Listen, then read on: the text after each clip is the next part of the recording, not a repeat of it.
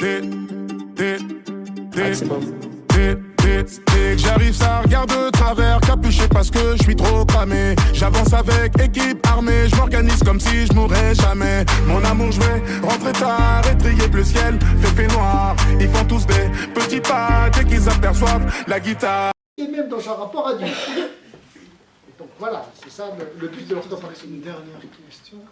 Salam alaikum. Alors, je voulais vous poser cette question par rapport au peu que j'ai pu entendre pendant une heure. Et je voulais juste revenir par rapport à ce que vous aviez dit sur la langue du Coran, qui était descendue en langue arabe pour s'adresser, vous avez dit, aux Arabes donc de l'époque. Alors moi, ma question par rapport à ça, c'est de savoir, le Coran n'est-il pas un message pour l'univers? Ensuite, la seconde, c'est, vous avez dit que la majorité des musulmans, quand on les voyait, on ne les voyait pas vraiment heureux. Et la question que je soulève, c'est est-ce que c'est parce qu'on ne traite pas des vrais problèmes au sein de la communauté musulmane, au sein des mosquées, notamment la sexualité, hein, en plein khutbah Jumu'ah, et les problèmes de belle famille. Voilà. Ensuite, vous avez parlé concernant les extrêmes vestimentaires. Donc on part d'un extrême à un autre. Est-ce que vous ne croyez pas que c'est parce qu'il y a une frustration au sein de la communauté musulmane et une excitation par rapport aux problèmes géopolitiques internationaux? Et aussi le fait qu'on renvoie que le musulman est inintégrable dans la société dans laquelle il vit et qu'on essaye de lui donner en fait, comment dire, le sentiment que l'islam est étranger à l'Europe. Voilà.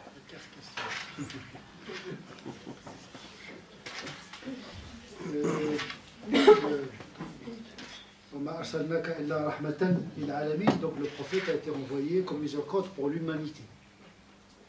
Et donc Dieu, d'une certaine manière, parle à toute l'humanité à travers une langue et un peuple.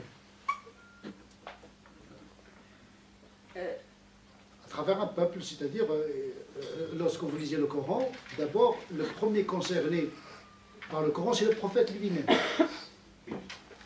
C'est très important de savoir à qui le Coran s'adresse.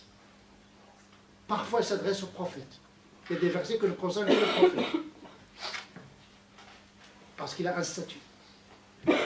Parfois, il s'adresse à sa famille. Ya nisa an-nabi lastunna ka'ahadin min an-nisa. C'est pas comme n'importe qui. Donc il y a une disposition statutaire spécifique à sa famille.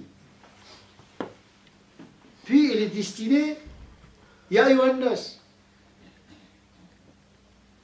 Puis il est destiné Ya ayyuhal ladhina amanu. Puis parfois il est destiné aux hypocrites. Parfois il est destiné aux muhajirin. Quand vous n'avez pas le code, vous ne savez pas à qui parle le Coran de manière directe. Comment passer de la spécificité coranique à l'universalité de son message? C'est ça la réforme. La clôture de la révélation n'est pas la clôture du sens. Juste pour sauter et rebondir sur ce que vous venez de dire, le problème c'est que dans les mosquées on ne parle pas en français. Oui, il y a un problème ici à ce niveau-là. Parce que est-ce qu'on doit être pour autant arabophone pour être un bon musulman? C'est ça la question. Oui, c'est le drame. Il y a beaucoup l'influence de l'Arabie Saoudite. Et c'est un problème parce qu'on est des musulmans d'Occident. Il faut se révolter dans les musulmans.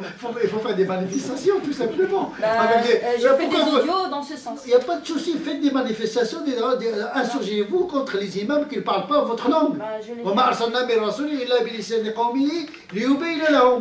Dieu n'envoie pas un hébreu chez les arabes et un arabe chez les hébreux. Moïse était un hébreu, il l'a envoyé aux hébreux. Tout simplement, c'est le bon sens. Donc effectivement, il faut organiser des manifestations, revendiquer vos droits tout simplement. On a droit à accéder au sens à travers la langue. C'est pour ça qu'on perd la jeunesse d'ailleurs. Le problème c'est que... Le problème, il ne suffit pas de parler le français pour être modéré parce qu'il y a des salafistes, il y a des intégristes qui parlent un français magnifique mais qui véhiculent et distillent du poison. Oui, ça d'accord. Mais le problème, c'est que quand on a nos enfants qui rentrent dans des mosquées et qui ne comprennent pas justement ce qui est dit dans la mosquée, c'est une Oui, problématique. c'est un problème. Ils sont en décrochage. Je ne peux que déplorer cette situation que je condamne, bien sûr. Bon, voilà, c'est dramatique. On est à 30 ans de présence. On ne trouve pas encore des imams qui parlent des problèmes au quotidien. Je dis toujours aux musulmans, quand vous entrez à la mosquée, vous êtes dans un territoire français. Donc les questions que nous devons aborder, c'est les questions qui touchent nos enfants, la question de la sexualité, la question de les conflits conjugaux, etc. De répondre, bien sûr, avec pédagogie, avec pudeur, etc., etc. Mais nous ne devons pas anesthésier, endormir les gens avec des sujets d'émotion qui ne règlent pas le problème des musulmans. Bon, on arrive au terme de cette conférence qui est très intéressante.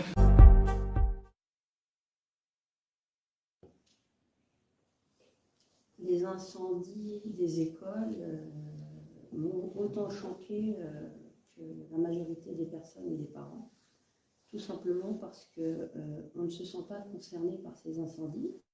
Jusqu'à présent, la ministre Verlinden, qui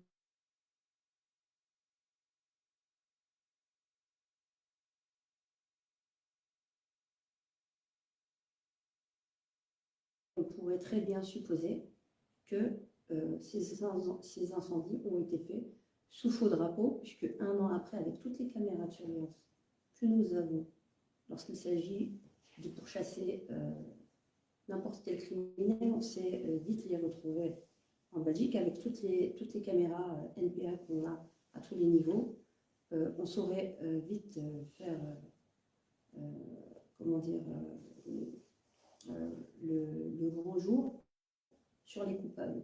Ça fait un an que ces incendies ont été commis et on n'a toujours pas de réponse.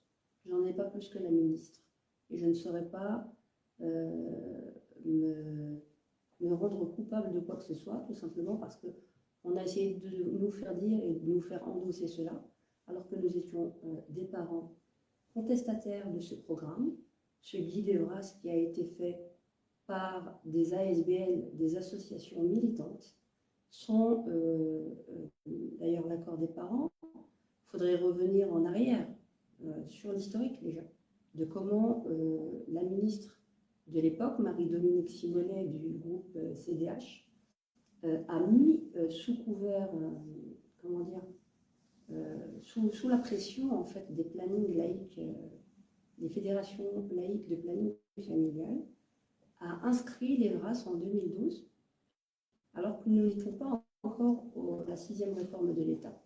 Il est illégal et il ne respecte pas non plus la neutralité des écoles. Parce qu'il y a une neutralité, mais aussi on doit respecter les parents, comme la Constitution le prévoit à l'article 24, ce qui n'a pas été fait.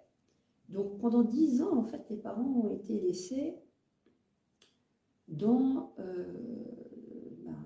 l'ignorance de ce qui se faisait sur leurs enfants, alors qu'on avait déjà commencé l'éducation sexuelle en maternelle et en primaire. On va y revenir. Juste, j'ai pas très bien compris vos propos sur les incendies. Qu'est-ce que vous insinuez que, justement, le fait qu'on n'ait pas retrouvé les coupables... Moi, je ne sais pas, je ne me sens pas concernée par cela. Et c'est très grave, d'ailleurs. C'est pas les écoles qu'on doit incendier. C'est ce guide, entre guillemets, nauséabond, qui n'a rien à faire dans nos écoles et à l'intérieur de nos écoles. Que la ministre de l'Enseignement fasse son travail pour lequel elle est payée par nos poches, dans au terme instructionnel déjà, en termes instructionnels. Ce qui n'est pas le cas. Toutes les écoles n'arrêtent pas de protester en expliquant qu'elles n'y arrivent plus. Pourquoi? Parce qu'elles ont un déficit financier au niveau structurel pour pouvoir assumer les élèves au niveau déjà du B.A.B.A., au niveau des cours instructionnels. Et on s'est déboursé près de 6 millions. C'est quoi ça? C'est tout. Très bien.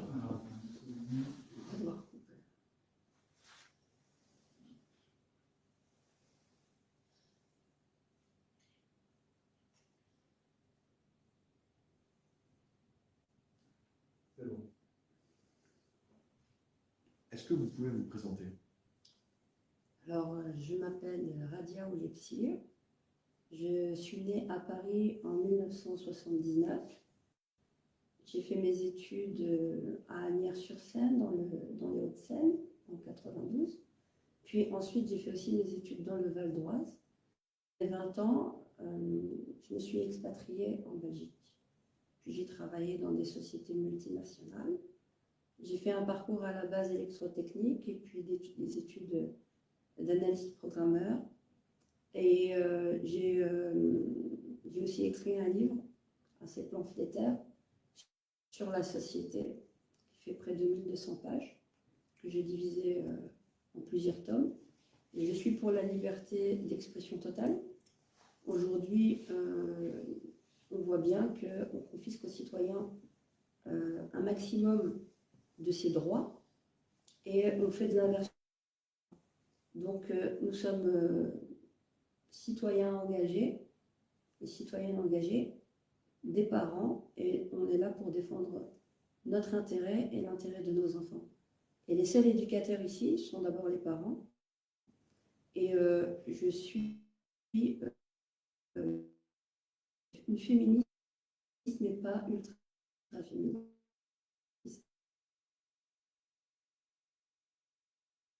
Contenant un action relève des parents, pas intégralement, puisque à la base, quand on met nos enfants dans une école, il y a une relation de confiance qui doit se créer entre les parents et les directions d'école.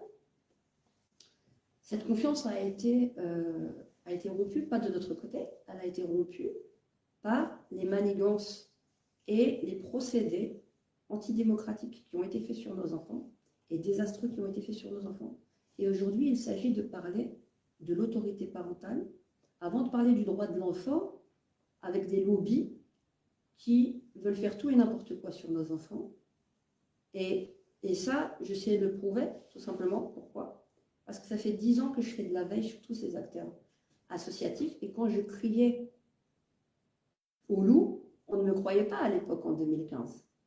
Mais les parents ont pris beaucoup plus conscience de la problématique beaucoup plus tard. Et aussi parce qu'ils n'étaient pas écoutés par les directions d'école, vu que dans le décret mission de 97 qui a été changé, où on avait introduit les brasses, à la base, en 2012, quand il a été introduit, il s'agissait de parler d'adolescents, de secondaire supérieur. Mais doucement, doucement, nous sommes redescendus vers les maternelles et primaires. Et il y a eu des débordements. Le problème, il y a eu des débordements, il y a des enfants qui ont été choqués avec des animations d'éducation sexuelle, parce qu'on veut faire très enjoliveur, c'est de nous enjoliver les choses, en disant c'est du relationnel, de l'affectif, il y a trop de violence contre l'harcèlement. Mais la question sexuelle, on a des bouquins et des supports pédagogiques qui font de l'incitation à la pédophilie et qui sont tamponnés par la Fédération Wallonie-Bruxelles. Nous avons les vidéos, nous avons les supports, nous avons les déclarations. Et puis en 2016, je me voulant faire de l'errance. On m'a envoyé des catalogues des fédérations pluralistes de planning. Et là, on faisait l'éloge d'Allemagne, où on incitait, donc on disait, vous pouvez utiliser avec vos manettes d'animation tout le panel de tout ce qu'on vous donne dans la base de données pour déployer cela. Et il y a des peluches en forme de vulve et de pénis. C'est pas pour des ados. Ils rentraient déjà en maternelle. Vous avez le CVASBL, soi-disant le Centre de défense pour l'enfance. En fait, on utilise la cause des litiges dits hommes-femmes pour créer une brèche, mais pour faire de la déconstruction identitaire. Vous avez des lobbies LGBT qui s'accaparent de la question. Vous avez plusieurs acteurs associatifs qui convergent, mais depuis le début, les parents ont été mis hors sujet. En 2011, on a invité un parent d'association qui représenterait les fédérations catholiques d'enseignement, et une personne de parents d'élèves, 10 parents d'élèves qui représenteraient les fédérations de l'enseignement officiel. Ni les autres parents n'ont été invités. Je veux dire, si vous n'adhérez pas à ces deux associations de parents, fédérations de parents, entre guillemets, vous l'avez dans le baba. Expliquez-nous pourquoi les associations et les pouvoirs organisateurs scolaires au niveau islamique invités. Leur littérature nous pointe du doigt comme des conservateurs. Je refuse ce terme. J'aime bien dire cela. Être conservateur, ça vient de la racine conserve. Une conserve a une date de péremption. Nous ne sommes pas périmés, nous sommes des préservateurs. Nous défendons nos enfants. Oui, il y a des choses à condamner, à faire de la prévention pour nos enfants, contre l'harcèlement, contre les déviances sexuelles, contre la pédophilie, contre l'inceste. Oui, nous ne sommes pas contre. Mais qu'est-ce qui a été fait au préalable? Le problème, c'est que le verre est déjà dans la pomme. Parce que maintenant, on parle de droit sexuel de l'enfant. Un oxymore. L'enfant n'a pas de sexualité. C'est un postulat sociologique et non scientifique, et encore moins pédopsychiatrique. Et il y a beaucoup de choses à dire, et ça, on sait très bien. C'est venu avec les préconisations de l'OMS, avec notamment les plannings familiaux allemands de BZGA, qui ont fait du lobbying pour, en 2010, parler de la sexualité des Européens. Puis il y a eu un déploiement à travers plusieurs pays d'Europe d'une autre manière. Je vais vous expliquer comment ça s'est passé en France. Juste une minute, parce que vous dites beaucoup de choses, et j'aimerais bien revenir sur les éléments que vous venez de citer. Notamment le premier, c'est que vous parlez de pédophilie, justement au sein de l'école. Ces animations, pour vous, elles permettent ça? C'est des animations qui ont pour but de pervertir les enfants? Ces animations sont subversives. Pourquoi? Parce que l'enfant n'est pas en mesure ni la capacité psychologique d'encaisser ces données. Il y a du support pédagogique, de déconstruction identitaire, sous couvert d'égalité. Les lobbies LGBT, pour expliquer leur spécificité, s'accaparent nos enfants à l'intérieur des écoles pour des enfants que ces personnes ne font pas. Je ne parle pas des homosexuels, je suis très nuancée. Parce qu'il y a des homosexuels dans notre mouvement qui sont sidérés, et ils savent très bien qu'après, ils vont être les prochaines victimes de ce débordement des lobbies LGBT. Les lobbies LGBT ne représentent qu'une infime partie finalement des homosexuels. Beaucoup d'homosexuels n'adhèrent pas à leur philosophie agressive. Quand les parents ne sont pas invités autour des questions, il y a un problème aussi bien démocratique, mais je ne sais pas par quoi commencer parce qu'il y a tellement justement de données à vous donner. Ceux qui sont derrière les stratégies concertées de l'EBRAS sont notamment le planning, les fédérations laïques de planning familial, avec le Centre d'action laïque et les lobbies LGBT, ainsi que les lobbies ultra-féministes. Alors, sous couvert d'inégalité homme-femme, on vise à faire de l'égalité. Depuis mai 68, ce n'est pas pour autant qu'on a toujours une égalité salariale de 30% à un niveau matériel. Mais maintenant, on veut faire de la déconstruction identitaire à un niveau philosophique. EBRAS, c'est un outil de propagande pro-IVG pour faire dépénaliser totalement l'IVG du code pénal par les ultra-féministes. Les lobbies LGBT se greffent dans cette brèche-là d'éducation pour soi-disant ouvrir et épanouir à la sexualité de l'enfant plus tard, qu'il n'ait pas des traumatismes plus tard. C'est un postulat sociologique. Allez regarder le travail de Michel Boson et ce qui a été fait en conséquence sur la sexualité des Français. Il y a eu plusieurs études qui ont été faites sur plusieurs années et on l'a repris notamment. Il y a des statistiques qui sont faites sur la sexualité et on se base sur cela.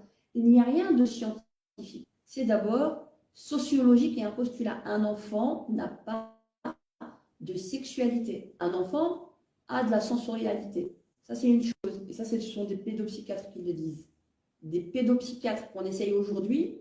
C'est-à-dire que maintenant, ceux qui font la pluie et le beau temps, ce sont les lobbies qui veulent s'accaparer donc l'éducation sexuelle sans l'accord des parents, en nous contournant sous couvert de santé, avec le série ASBL qui n'a rien de spécifique à la santé, puisqu'il y a des anthropologues, tout sauf des pédopsychiatres.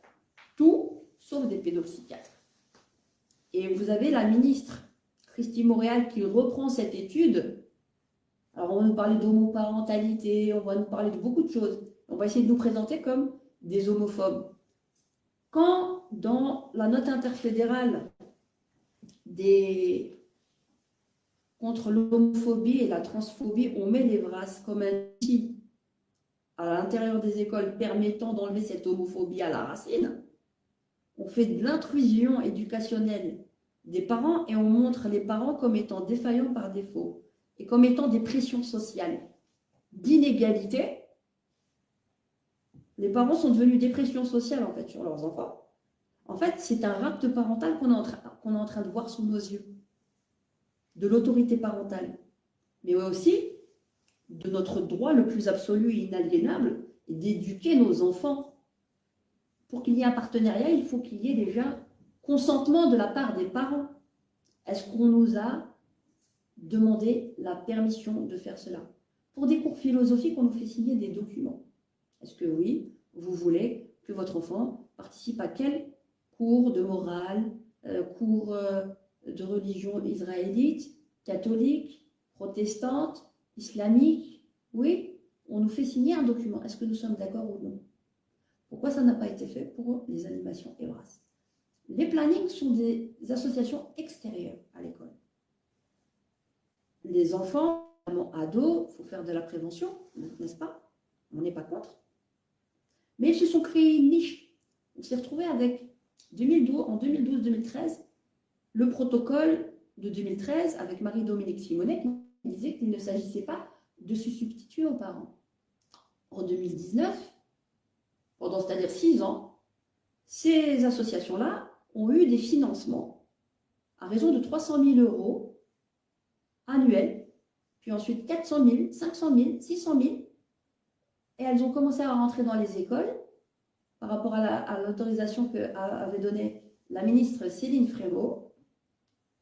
On rentre dans les écoles, ce sont des acteurs externes qu'on fait rentrer dans les écoles sans que les parents ne sachent ce qui se passe. On n'a pas forcément les mêmes conceptions philosophiques. Est-ce qu'on peut respecter la liberté et le choix des parents de mettre leur enfant dans telle ou telle ou telle école? Oui ou non? Aujourd'hui, où on en est en 2000 On va faire plus court, si vous voulez bien. Non, parce que c'est très condensé. Mais on va vous poser des questions pour justement, mais on va faire les choses un peu dans l'ordre. Tu veux dire quelque chose? Oui, je vais juste reformuler un peu la question parce que je n'ai pas bien compris ce qui vous gêne concrètement dans les 300 pages du guide EBRAS. Qu'est-ce qui vous dérange, qu'est-ce qui vous déplaît là-dedans? Tout. Il y a énormément de choses à dire dans le guide EBRAS, c'est-à-dire que là, on commence à parler de plaisir et de consentement à des enfants en bas âge.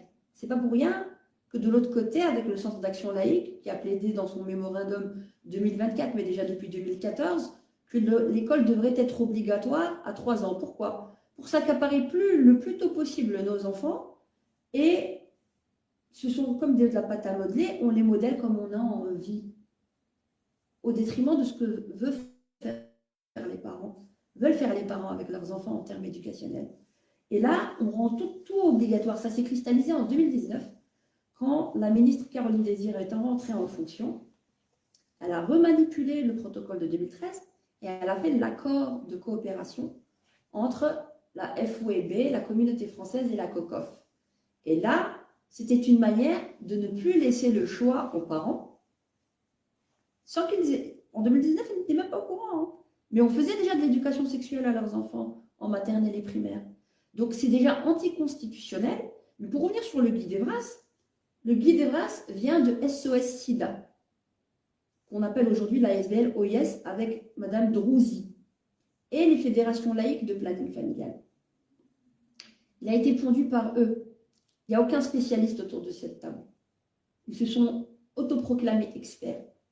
De plus, Madame Drouzi a fait des déclarations en 2019 dans un journal, ainsi que Madame Caroline Désir, que la labellisation, c'était pour évincer tous ceux qui avaient un discours, c'est-à-dire que nous serions à leurs yeux des rétrogrades, des conservateurs, et tous ceux qui étaient pro-vie, en fait.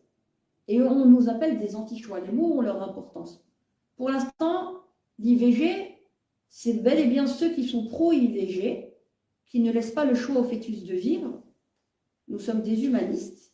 On ne dit pas que l'IVG n'est pas important dans une certaine mesure qui était à la base une exception. Mais pour celles qui veulent se faire très féministes, il faudrait leur poser la question, qui cela arrange le plus l'IVG? Est-ce l'homme ou est-ce la femme qui est mise dans un désarroi total? La responsabilité des mesures en se sentant libre de faire ce qu'ils voulaient. Donc l'hédonisme, cette société de liberté qu'on nous vend à tout va, et qui n'a plus de repères et plus de limites, il y en a assez parce qu'il faudrait peut-être prendre le taureau par les cornes pour avoir moins d'hypersexualisation, moins de drames parmi la jeunesse, et avoir le courage, par exemple, de s'attaquer au lobby de la pornographie. Puisqu'on a les manettes de l'audiovisuel, on a les manettes de l'Internet. Pourquoi? Parce que la pornographie n'est rien d'autre que de la violence envers la gente féminine, codification des femmes. Et après, on s'étonne des dégâts, des viols et de l'impact que cela a sur le mental de nos enfants. Moi, je voudrais juste savoir, depuis combien de temps vous vous intéressez à l'EBRAS? 10 ans. J'ai une assez grosse documentation sur tous ces acteurs associatifs. Vous avez lu les 300 pages du guide? J'ai tout lu. Mais je n'avais même pas besoin de le lire. Pourquoi? Parce que je connais déjà l'ADN des personnes qui sont derrière ce guide. Et toutes les personnes qui ont fomenté, là, qu'on appelle pudiquement stratégie concertée, ça ne m'étonne pas, ce guide. Pourquoi? Parce que dans leur littérature, on voit bien leurs dérives. Et la labellisation, c'est une manière d'évincer tous les religieux. Tous les religieux, tous ceux qui ont une vision humaniste, qui ont le droit de labellisation, parce qu'il y avait par exemple des fédérations et des associations catholiques qui faisaient des races en milieu scolaire. Ça les a dérangés. Alors on préfère nous dire, vous êtes homophobe, vous êtes anti-choix. Alors il faut les évincer pour qu'on donne, soi-disant, une information correcte, fiable, du CAL, des LGBT. Et quand dans leur littérature, ils ont fait en sorte de penser déjà à la question du veto parental, il faut voir. Ils ont dit qu'on va les contourner par la porte d'entrée de la santé. Moi, je voudrais juste savoir, ces animations, elles existent depuis 50 ans en Belgique. Faux. C'est vous qui dites, mais je veux dire par là, pourquoi est-ce que soudainement, en 2023, ça pose problème? Alors, les animations dites d'éducation sexuelle existeraient, j'utilise bien le conditionnel depuis 50 ans, c'est faux. L'éducation sexuelle se faisait, premièrement, à des adolescents d'environ 15 ans, 16 ans, et c'était beaucoup plus approprié, n'est-ce pas? Nous avions des cours de biologie quand nous avions à peu près 12 ans, 13 ans, cours de biologie sur l'anatomie et la reproduction, n'est-ce pas? Ça, c'est ce qui a existé pendant, je dirais, près de 40 ans. Avec les plannings à l'extérieur et les ados qui allaient pour voir parler de leurs problèmes, d'accord? Et de la civilisation. Ça, pour moi, c'est nickel chrome. Là où on va vraiment dans le mur, c'est qu'on a changé Les VRAS, c'est quoi? C'est les plannings maintenant qui rentrent dans les écoles, sans autorisation parentale, l'école qui trahit les parents, les lobbies LGBT qui s'accaparent la question des VRAS qui rentrent dans les écoles, les ultra-féministes qui veulent défendre leur position militante pro-IVG qui rentrent dans les écoles et qui font de l'endoctrinement sur nos enfants sans l'autorisation parentale. Vous voyez? Et on va dire, sous couvert de santé et de non-inégalité. Et tout ça, nous, en tant que parents, nous sommes des pions. On n'a pas notre mot à dire. C'est comme ça, et il suffirait de faire un décret et vous dire que c'est comme ça. Je reviens sur le décret de 2013 qui, lui, laissait une liberté aux écoles, aux directions d'école, de mettre en place les VRAS. Les VRAS, ce n'est pas la formule d'éducation sexuelle préalable qu'il y avait. On a passé un gros cap en 2012, mais avec le contenu qui est une bombe atomique, c'est-à-dire de convergence de plusieurs associations, de lobbies, qui mettaient la pression sur les politiques. Vous aviez Nicolas Menskart, des fédérations laïques de planning familial, qui mettait la pression à Madame Dominique Simonet pour dire qu'il fallait impérativement qu'ils arrivent à s'imposer à l'intérieur de toutes les écoles. Ils ont fait une cartographie dans toutes les écoles de toutes les animations d'éducation sexuelle qui ont été faites sur nos enfants. De quel droit? Et tout le temps, ils disent « Oui, mais 20% n'auront pas d'éducation sexuelle. Ce sont des gens à risque parce qu'ils sont dans le professionnel et dans le technique. Et les gens les jeunes qui ont des cours dans le domaine général sont bien plus avisés. Depuis 2014, depuis 2012, ils sont toujours à du 20%. Par contre, les budgets ont explosé. On est à du 6 millions aujourd'hui. Mais juste, vous pensez que, parce que ces animations, elles ont aussi un but de prévention, de santé publique, justement de sensibiliser les jeunes sur leurs droits, sur le consentement. Est-ce que vous pensez que ces questions-là, on peut les aborder à l'école? Oui, on peut les aborder à l'école, à l'adolescence, à partir de 14-15 ans. Oui, oui. Mais alors, pour lutter contre les incestes, contre la pédophilie. Alors il aurait déjà fallu, comment il aurait fallu? Dans un premier temps, il aurait déjà fallu concerter les parents. Le problème, c'est que premièrement, il n'y a aucune donnée, aucune data en Belgique. On se base sur les dites data en France. Carl Zéro, quand ça nous arrange, c'est un complotiste. Quand ça nous arrange pas, on prend ses chiffres. C'est pas moi qui le dis. La Code.be, c'est une ONG spécialisée dans l'enfance. Il n'y a aucune data statistique. Et on a eu des personnes du Centre d'action laïque, telles que Sylvie Losberg, qui disaient 2 à 3 enfants par classe sont incestés. C'est-à-dire que nous, en tant que parents, pour pouvoir faire passer les bras à leur sauce, on est insultés par défaut comme étant tous potentiellement des incestueux. C'est-à-dire que, supposons que nous ayons une école de 200 élèves, qu'on ait 20 classes, 4 à 5 enfants soi-disant incestueux, c'est gros comme jamais, 5 enfants, donc qui auraient 2 parents logiquement, donc 2 parents, il y a 10 parents incestueux par classe, faites le total par école et faites multiplier par toutes les écoles de Bruxelles, pas que de la Belgique. On est combien d'incestueux ici en Belgique? Tout ça pour faire du forcing. Il n'y a aucune data. Je les mets tous au défi de venir nous donner des datas. Il y a le nombre de victimes de Oui, on ne dit pas que ça n'existe. 260 000 enfants. Oui, mais le problème, c'est qu'on n'a pas la même sociologie en Belgique. On n'a pas non plus les mêmes rapports. C'est comme si vous me parliez de 10% en France, ça représenterait une certaine, ou 5%. Vous voulez dire que ce n'est pas utile, en fait? Non, je ne dis pas que ce n'est pas utile. Il faut de l'exactitude, il faut de la probité intellectuelle, il faut de l'argumentation, mais avant tout, il faut un débat démocratique qui n'a jamais eu lieu pendant 10 ans et auprès des familles qui n'ont... On a fait ça dans le dos des familles. Et vous voulez nous parler de confiance? C'est pas possible. Est-ce qu'on peut reprendre justement sur les événements? C'est-à-dire, le 7 septembre, il y a ce fameux vote. Comment... Restituez-moi en fait ces moments-là. Comment vous mobilisez? Quel rôle vous jouez quand vous voyez que justement cette question-là va être votée au Parlement fédéral? Depuis des années, on a essayé de solliciter les politiques. C'est pas d'aujourd'hui que j'essaye de solliciter. J'ai vu Madame Céline Frémaux en 2019, quand ils étaient encore en campagne, j'ai parlé avec tous les acteurs politiques qui étaient là à la place d'Aïe à Scarbeck à l'époque. J'ai même des vidéos où je filmais, où je disais, j'ai informé déjà depuis 2015, mais ils ont tous fait la sourde oreille. Ces politiques ont tous, hormis un qui m'a reçu en 2023. C'était comment dire, le président du Parlement bruxellois qui m'a reçu au Parlement pour entendre nos doléances. Nous avons posé sur la table la documentation et il était effaré, il avait interpellé tous les députés. Comment vous pouvez voter pour ça? Comment vous pouvez voter pour ça? Puis ensuite, on a essayé de le lyncher médiatiquement parce qu'il a pris position, notamment par rapport au génocide à Gaza. Et notamment, c'est surtout aussi par rapport à l'Evras.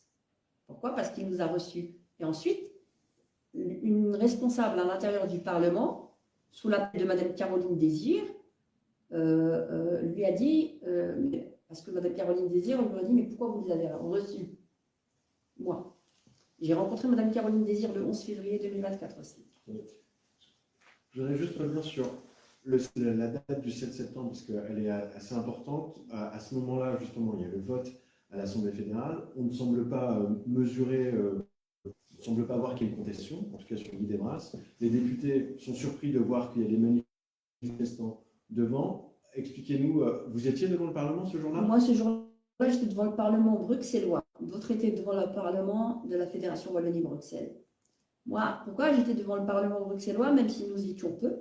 J'ai rentré officiellement ma demande de manifestation, alors que l'endroit dans la Fédération Wallonie-Bruxelles, c'est un endroit neutre où on n'a pas forcément d'autorisation pour aller manifester.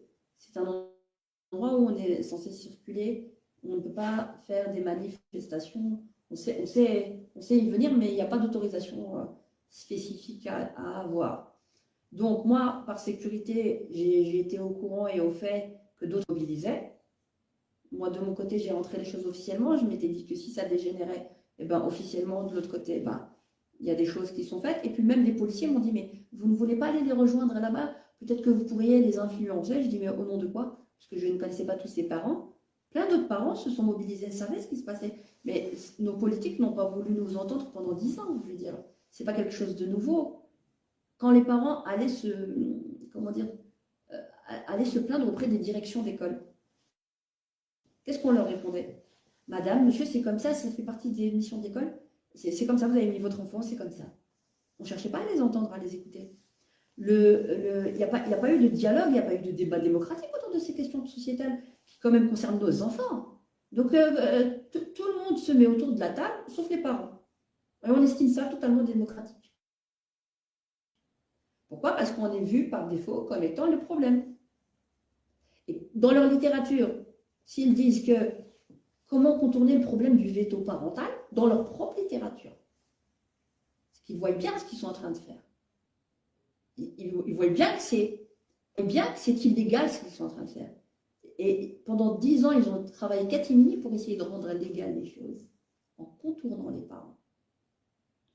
Et alors, quel rôle vous jouez dans cette mobilisation? Moi, je me mobilise, après tous ceux qui veulent m'écouter et me suivre, tant mieux, mais je veux dire, moi, mon rôle, manifestation que j'ai introduit mes manifestations, pour moi, ce ne sont pas des manifestations, de mon point de vue, revendicatives. Je ne revendique rien parce que je suis la plus légitime en tant que parent. Pour moi, ce sont des manifestations d'information aux autres familles, pour bien leur expliquer ce qui se passe. Je ne suis pas dans un process de revendication à ce gouvernement qui n'est pas un gouvernement. Ils sont, soi-disant, nos représentants. Les vrais patrons, c'est nous en tant que citoyens. Oui, c'est ça être souverain. Mais ils l'ont oublié, et beaucoup de citoyens.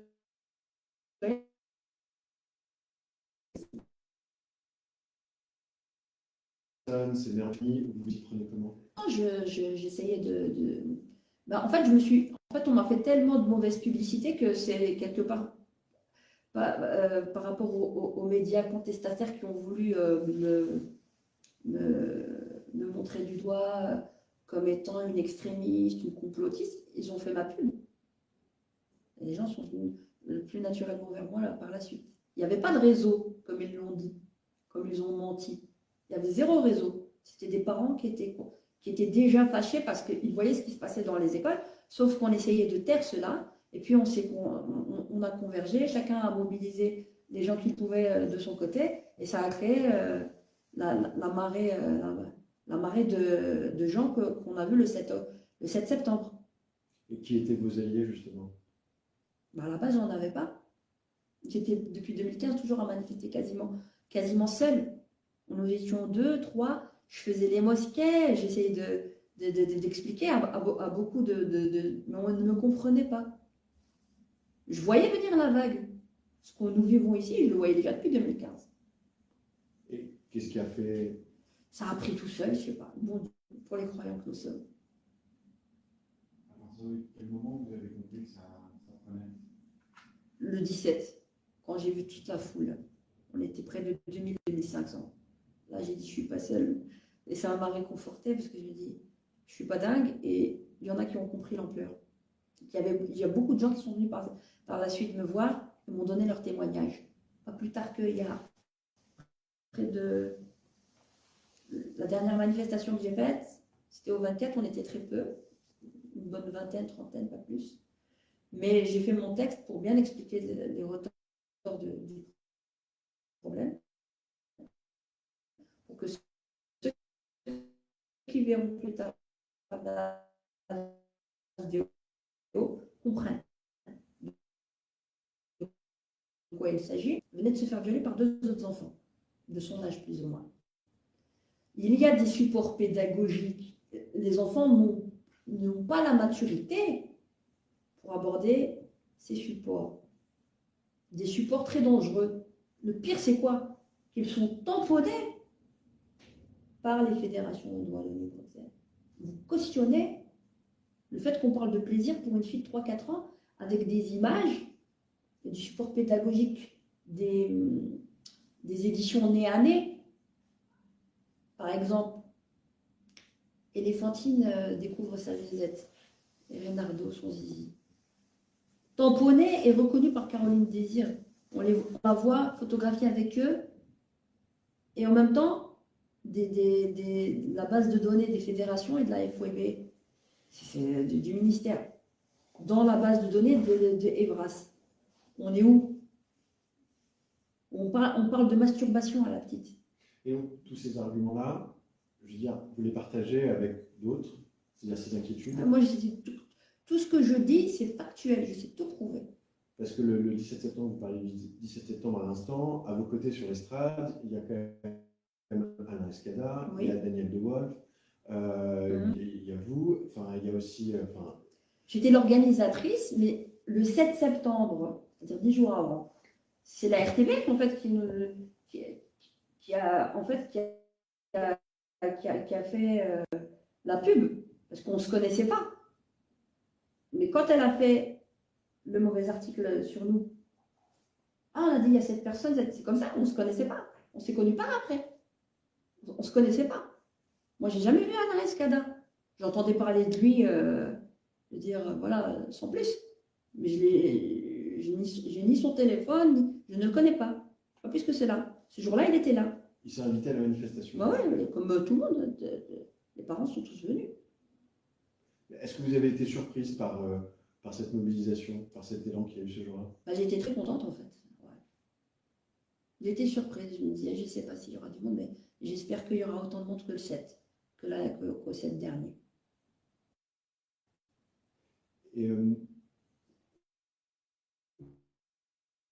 vos vidéos,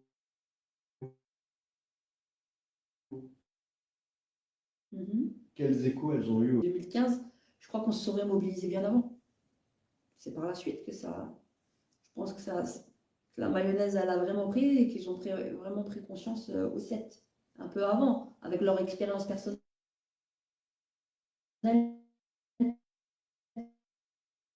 De ce qui arrivait sur leurs enfants, ou voilà. On a eu un événement à peu près similaire. Je ne sais pas si vous vous souvenez des ABCD de l'égalité. Oui. Est-ce que c'est un événement que vous avez eu, que vous avez bien en tête? Oui, tout à fait. Avec Farida Belgoul, c'est ça? Exactement. Quel souvenir vous en avez gardé de cet épisode? Bah oui, avec je crois les JRE, les journées de retraite d'école. Oui, mais après, ça s'était estompé. Mais moi, je revoyais la vague en Belgique. En fait, je voyais qu'on était en train, avec la théorie du genre, c'est pas une théorie. Là, on cherche de nous faire de la déconstruction. Est-ce que vous êtes, monsieur, vous êtes binaire, cisgenre? Vous êtes quoi? Moi, Je ne sais pas. bah, je suis moi. D'accord. Mais il faudrait quoi? Qu'on reprenne la définition des lobbies LGBT, qui veulent nous refaire tout le dictionnaire Larousse et le Robert. Ils disent, moi, je suis hétéro, je suis une femme. À moins qu'on me dise non, tu as ton sexe mental, tu as ton sexe biologique. C'est de la déconstruction. C'est ça qu'on veut apprendre à nos enfants avec les races. Oui, c'est ça, il s'agit de ça. C'est pas de la... On s'est tout prouvé. On ne va pas devant les tribunaux pour rien.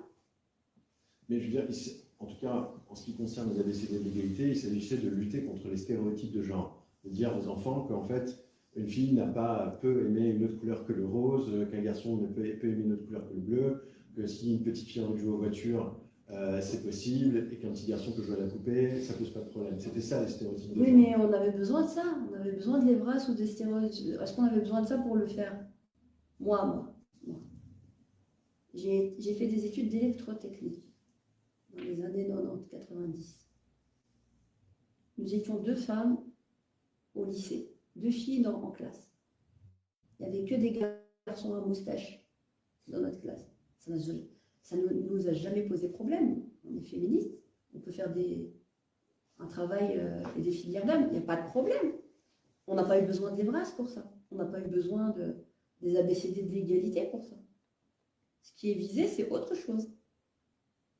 Et qu'est-ce que vous avez pensé du combat de Farida Belgoul en 2014? Oui, je trouvais que c'était noble. Après, j'ai pas suivi trop. J'ai suivi les grandes lignes, on va dire. Moi, je voyais surtout ce qui arrivait ici. Pourquoi? À chaque fin de Gay Pride, il y avait des acquis politiques qui empiétaient sur le droit des familles nucléaires, via les Evras. C'est pour ça que je dis, moi, les lobbies LGBT, il ne faut pas m'en parler. Je ne parle pas des homos. Je parle de ces lobbies-là, qui sont intrusifs.